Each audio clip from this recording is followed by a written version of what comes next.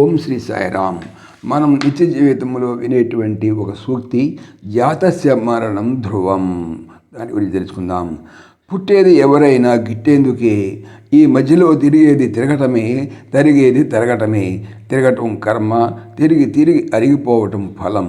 తిరిగేవే అరుగుతాయి, కదిలేవే కరుగుతాయి, మరిగే జలాలు ఆవిరవుతూ తరిగిపోతాయి. దేహాలు తిరిగి తిరిగి అవయవాలు అరిగి అరిగి క్షణానికి ప్రాణాలు కరిగి కరిగి మాయలో పడినటువంటి మనస్సు మరిగి మరిగి ఒకనాడు మనిషి మరణించి మట్టిలో మట్టిగా కలిసిపోతాడు, కట్టెలలో కట్టెగా కాలి మసైపోతాడు. ఇక్కడ ఎవరికి మినహాయింపులు లేవు. మీనమేషాలు మనం లెక్కించవచ్చు, మృత్యువు వాటిని లెక్క పెట్టదు. పచ్చని చెట్టు ఎండేందుకే ఉంది, వెచ్చని దేహం మండేందుకే ఉంది. కాయ ఏ చెట్టుదైనా రాలిపోయేది, కాయం ఎవరిదైనా కాలిపోయేది. పడేందుకే లేస్తుంది కడలి కెరటం, కాటిలో కాలేందుకే పుడుతుంది కాయం. జల్లెడబట్టి అందరినీ జగత్తు అడబోస్తూ ఉంటే కాలం కథం త్రొక్కుతూ జగత్తుని కబళిస్తోంది. విశ్వానంతా వ్యంజనంలా చప్పరించే చేస్తుంది. జన్మనిచ్చిన తల్లుల్ని మాటేసి కాటేసింది, పోషించిన తండ్రుల్ని వాటేసుకుని కూల్చేసింది. భార్యలను మింగింది, భర్తలను మింగింది, మిత్రులను మింగింది, బంధువులు మింగింది, తాతలను మింగింది, తనలను మింగింది. దారి కాచి మరీ దొంగలా దోచుకుంది. ఆ క్షణాల్లో ఇంకా బ్రతకటం ఎందుకు, సావే మంచిది అనిపిస్తుంది. ఈ వైరాగ్యం ఎంతకాలం ఉంటుంది? కాలం దాన్ని కూడా మింగేస్తుంది. మరిగించిన మనసే మరపిస్తుంది, సమస్తాన్ని మరిచిపోయేలా చేస్తుంది. మళ్ళీ ప్రపంచం వైపే పరుగులు, అవే దరువులు, అవే కరువులు. తన భుజబల పరాక్రమాలతో అవనికి వణుకు పుట్టించినటువంటి హిరణ్యాసుడు వరాహమూర్తి చేతిలో హతుడయ్యాడు. ఉదక ప్రధాన అంత్యక్రియాదులు ఆచరించిన తరువాత పుత్రశోకంతో కుమిలిపోతున్నటువంటి తల్లి దితిని ఊరడించడానికి హిరణ్యకశిపుడు మాతృదేవి మందిరంలో ప్రవేశించాడు. నీరాగర నివిష్టపాంధుల క్రియన్ నిక్కంబు సంసార సంచారుల్వత్తురు విడిపోతురు సదా సంగంబు లేదొక్కసో సూరుల్ ఓయడి త్రోవపోయెను భవత్పూనుందు తల్లి మహాసూరుడాతడు తద్వియోగమునకు సోకింప నీకేటికిన్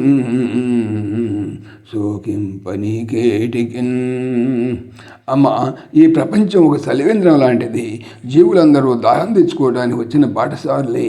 దాహం తీరిన తర్వాత సలిపందిరిని విడిచి ఎవరి దారిన వారు పోతూ ఉంటారు. జనని ప్రారంధ ఫలాలను అనుభవించడానికి ఈ ప్రపంచం అనేటువంటి చలివేంద్రం వద్దకు మనమందరము చేరాము. మనము బాటసారులమే, సంసార సంచారులమే. చలిపందిరి వద్ద కలవటమే సంసారము. చలివేంద్రం వద్ద ఎవరితో చెలిమి, ఎవరిది కలిమి, ఏమి సంగము, ఎక్కడి సంసారము. మాత ఎగిరిపోయేందుకే పక్షులు చెట్టుపై వాళ్తాయి, తిరిగి నడిచేందుకే బాటసారులు చలివేంద్రాన్ని చేరుతారు. వచ్చిన వాళ్ళందరూ తిరిగిపోయేవారే, స్థిరంగా ఉండేవారు ఎవరూ లేరు. ఒక కాలంలో కనిపించిన వాళ్ళు మరొక కాలంలో కనిపించరు. అందరూ వెళ్ళేవారే.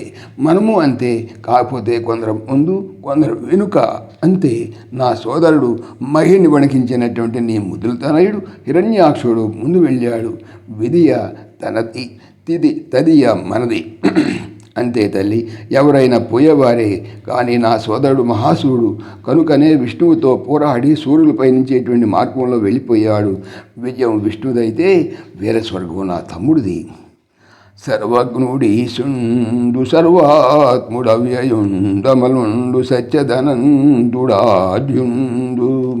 తల్లి, భగవంతుడైనటువంటి శ్రీ మహావిష్ణువు సర్వజ్ఞుడు, సర్వాత్ముడు, నశించని వాడు, నిర్మలుడు, సత్యస్వరూపుడు, అనంతుడు, ఆఢ్యుడు.